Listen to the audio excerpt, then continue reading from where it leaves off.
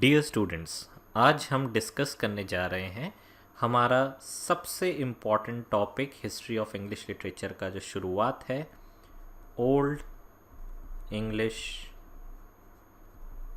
Literature.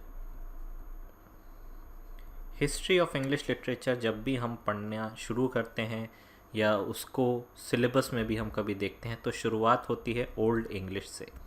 Old English, जैसा कि इस टर्म से ही पता लगता है कि इंग्लिश लैंग्वेज जो है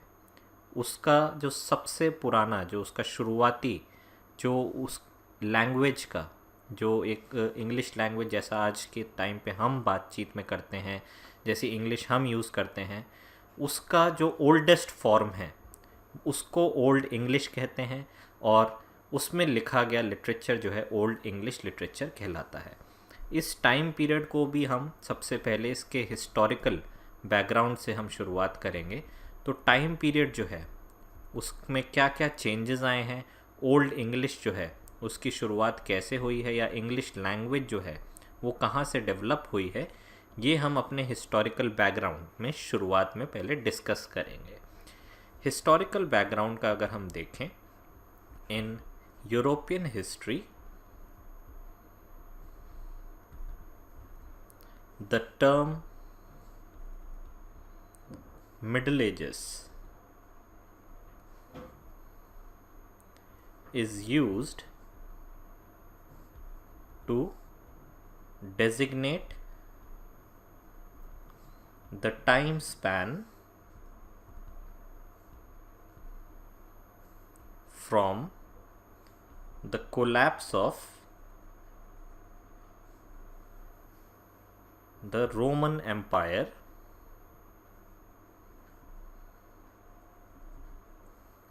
to the Renaissance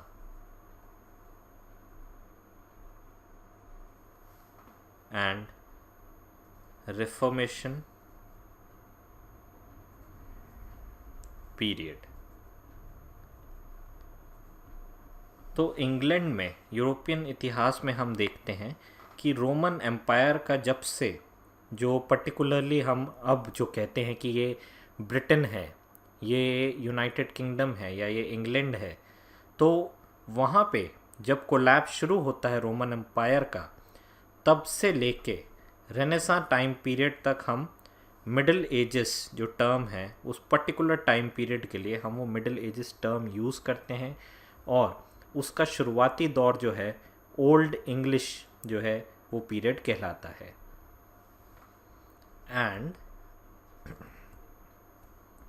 the term medieval is used to refer the thoughts, literature and other works developed during the Middle Ages। तो हम जब ब्रॉड स्पेक्ट्रम का बात कर रहे हैं तो उसमें हम इस पर्टिकुलर टाइम पीरियड को हम मिडिल एजेस बोलते हैं, और दूसरा कि ये टाइम पीरियड जो है ये रहता है जब रेनेसां टाइम पीरियड जो है यूरोप में शुरू होता है, रेफॉर्मेशन के टाइम पीरियड तक ये चलता है। तो इसमें जितना भी वर्क्स आता है उसको मेडिवल टर्म से, मेडिवल लिटरेचर, मेडिवल थॉट के नाम से जो है, टर्म से जो है कैटेगराइज किया जाता है। अब हम एक टाइमलाइन ड्रॉ करेंगे जिससे कि हम समझ पाएँ मिडिल एजेस में ऐसे क्या इम्पोर्टेंट इवेंट्स थे। तो टाइमलाइन एंड इम्पोर्टेंट इवेंट्स। तो एक ब्रीफ टाइमलाइन से हम शुरुआत करते हैं। अभी सबसे पहले जो हमने बात किया रोमन पीरियड का, तो 43 एडी से circa 43 to 420 AD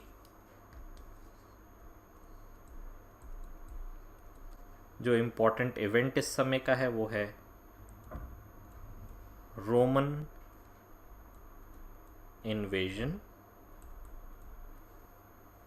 and occupation of the Britain। तो 43 AD से लेके 420 AD तक हमें रोमन इन्वेजन जो है उसका टाइम पीरियड और ऑक्यूपेशन ऑफ ब्रिटेन जो है, ये पर्टिकुलर टाइम पीरियड जो है रोमन इंग्लैंड के नाम से हम कह सकते हैं कि रोमन्स का इंग्लैंड के ऊपर जो है पूरा एक दबदबाव था, वो डोमिनेंट वहाँ के रूलर्स थे। इसके बाद हम देखते हैं टाइम जैसे जैसे आगे बढ़ता है, बदलता है, तो 5th सेंचुरी AD जो है वहाँ से शुरुआत होती है एंग्लो सैक्सन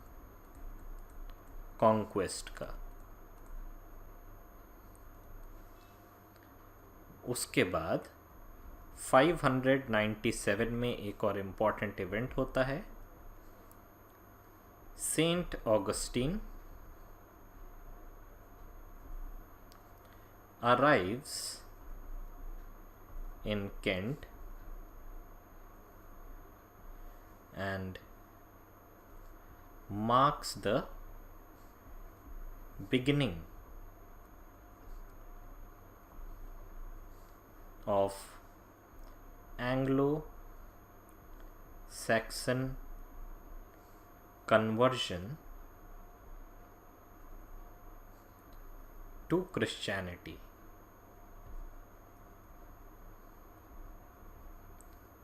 इस टाइम पीरियड से हम देखते हैं जो एंग्लो सैक्सन ने ऑक्यूपाई किया था, जब रोमन्स वहाँ से चले जाते हैं,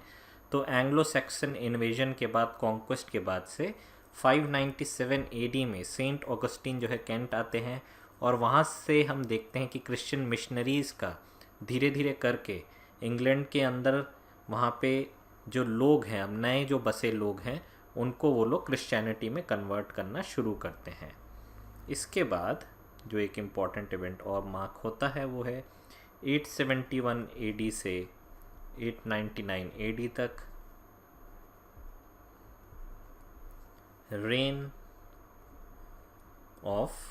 किंग एल्फ्रेड। उसके बाद 166 AD में नॉर्मन कॉन्क्वेस्ट,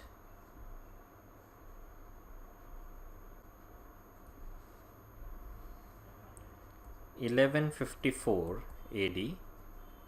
से लेके 1189 AD तक रेन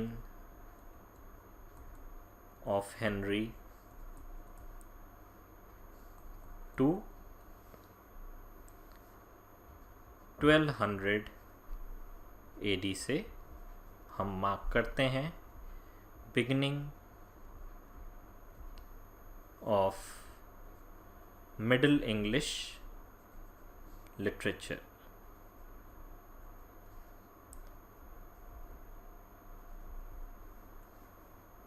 1300 AD से 1400 AD तक हम मार्क करते हैं दो बड़े राइटर्स, जॉफ्री चॉसर और विलियम लैंगलैंड।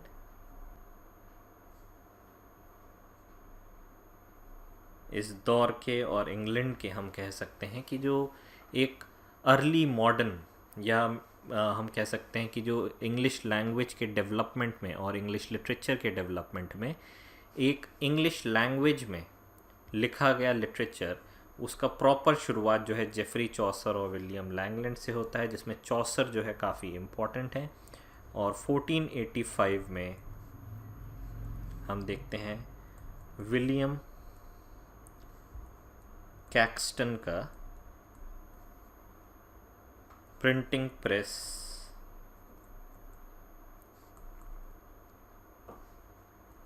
इस्टेब्लिश्ड। तो ये भी एक इम्पॉर्टेंट इवेंट जो है जो मार्क होता है, जहाँ से हम देखते हैं